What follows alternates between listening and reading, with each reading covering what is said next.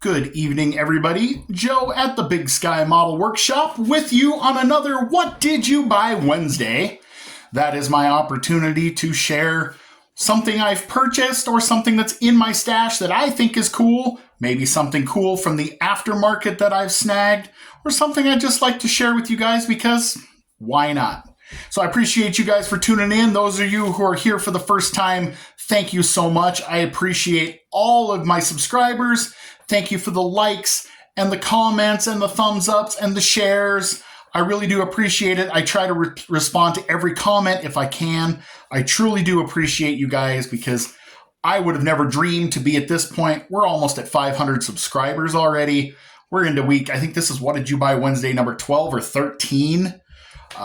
When I started doing this back in July, I never dreamed I'd be still at this point, but that's all because of you guys. So thank you so much.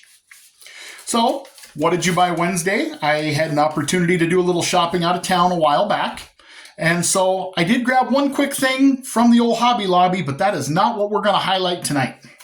But I'm going to show you because it might get you thinking.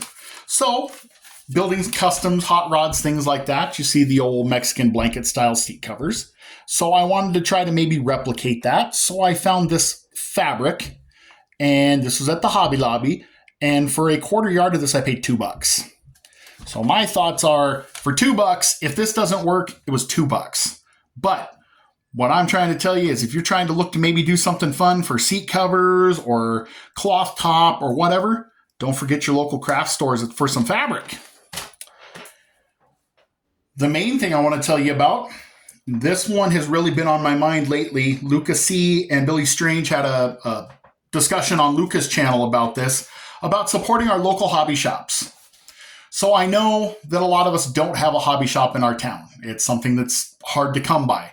I have to drive 2 hours away to get to a town that has one. But I make the point of it every time I'm down there to stop in and buy at least something. Think of it this way.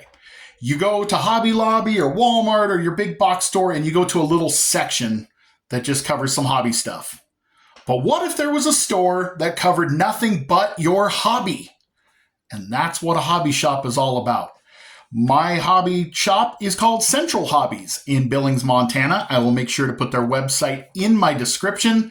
Go check them out because not only do they sell in-store, they do mail order. So if you don't have a hobby shop near home, find one that's nearest to you that does mail order.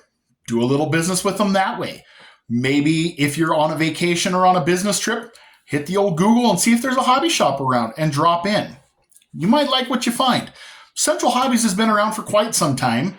They don't do just models. They do rockets and they do kites and they do trains and they do RCs and they do planes and boats. And of course, model cars and trucks, which is what my jam is. So I thought I'd share with you what I grabbed the last time I was there. First up, they had the Dodge Warlock on the shelf. And look at that price, guys. I'm just saying, but it's about $3 less than the old Big A. So I definitely wanted this pickup, not to build the Warlock per se, but I've got some ideas that involve this pickup and then the four-wheel drive parts going somewhere else. Those will be coming up at probably sometime in the spring, so you're not going to want to miss that. And because I just couldn't stand to take one kit, it would get lonely on the drive home. So I grabbed me a Sodbuster because I do have those two-wheel drive conversion parts from Lucas C Products, and I owned an 83 short box. So I'm going to combine some parts with the Sodbuster, the Deserter, and I'm going to build my pickup. And I'm going to definitely build some two-wheel drives because square body two-wheel drives are just cool. Once again, killer price, guys. Your local hobby shops will go toe-to-toe with big box stores, eBay, anybody else. Believe me, they can and they will. Also, they carry testers and Tamiya and even some MCW finishes. So, grabbed me some Testers Extreme Lacquer Root Beer. So I had a car in high school, and someday I will share the picture, that was close to that color, and that color will be close enough to me when the time comes to build my high school car. That'll work. And they also had this mythical maroon, which is really cool. And in fact, you will see this sooner than you think because I just laid some down on one of my projects this evening. They also carry adhesives from BSI, Bob Smith Industries. I grabbed me a bottle of Uncure because there's been a couple times that, oh by golly, I needed it. And from Tamiya, I grabbed a little bit of acrylic paint retarder. Come in handy on those times when you're brush painting some things like exhausts or whatnot. I don't know. They had it. The price was right. I thought it'd be neat to have, so I grabbed it.